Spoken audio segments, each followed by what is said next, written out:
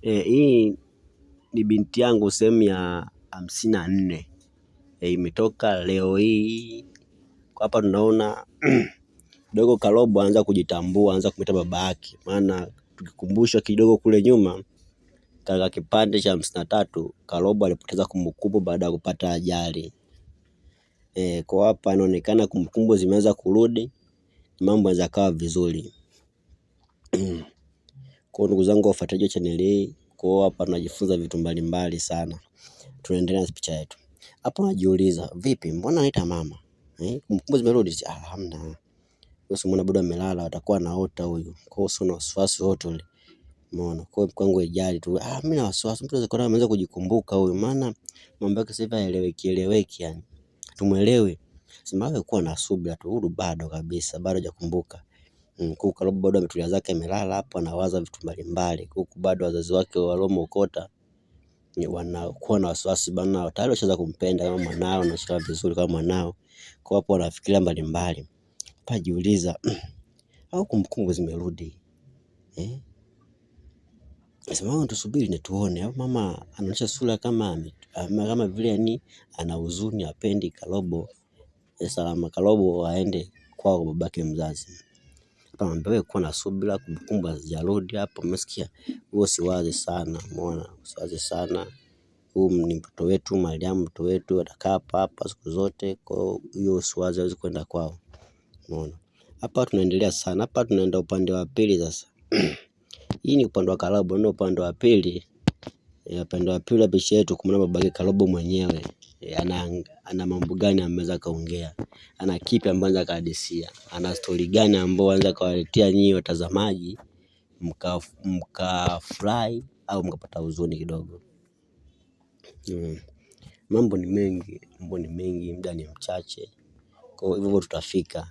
Na ukiangalia huko location sasa hivi changamoto nyingi. Mtu mpaka aje shoot anapitia changamoto nyingi. Hapa tunamwona mamake ya Karobo yupo na mchepuko wake au mume wake ambaye ndio kufunga naye ndoa. Anashangaa, vipi tena? Sema hamna. Kwani kuna nini? Twende. Sema wewe nenda, mimi sijisikii vizuri. Sijisikii vizuri na mambo yangu kichwani yananivuruga. Haya. Sawa bwana, ngoja mimi niende zangu. Jamaa anamwangalia kwa macho, anamwambia hebu nipe kwanza mkono.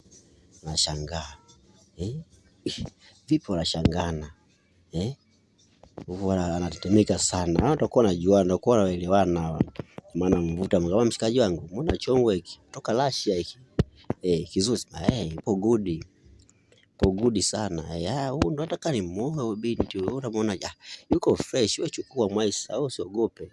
Ni huyu binti ana mafunzo yote ya Vietnam huyo. Muone hivi. Asema haya bwana.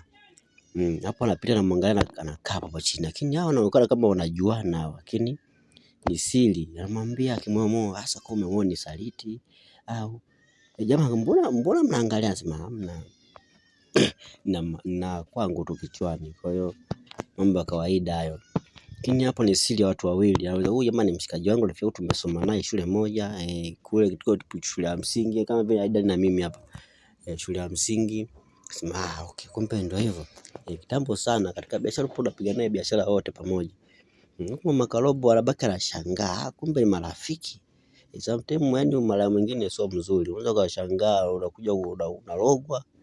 Hata usiojulikana baki unalogwa watu wengine kulungwa. Kulungwa. Mambo yanazidi kuwa mengi. Hapa. Yanazidi kuwa mengi. Jamaa mke zake yaani zake ndani kidogo.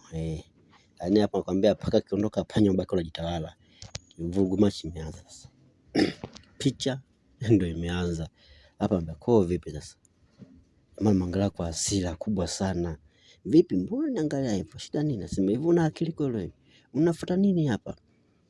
Unashangaa. Hapa kwa Blabu leta kwanza mkono, hebu njoo kwanza hapa. Kwa hiyo unajisaulisha. Mimi hapa kwa ndugu yangu hapa. Hapa kwa rafiki yangu hapa. Kwa hiyo nimekuona, yani sio mbaya. Jamaa anarudi anawacheki kashtuka. Nini tena hiki? Bindi kushtuka kashikwa. Mbona baki wanashangaa wote. Jamaa afikiria hapa kuna nini kinaendelea? Mshiko kweli ni wa usalama huu? hapa kuna tatizo, hapa kuna tatizo hapa. Hapa hamna usalama kabisa. Jamaa nafikiria mara mbili. Tunatetemeka chini dogo, yani mpaka mambo yanaandikwa mambo mengi, yani mpaka glasi maji na vibration yenyewe, yani hasira juu ya hasira. Umeona? Jamaa baka anashangaa kabisa, nimefanya makosa. Jamaa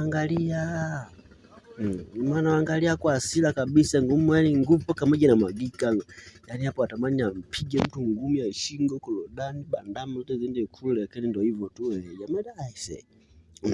Hapa sasa tunatoka sehemu hii tunasema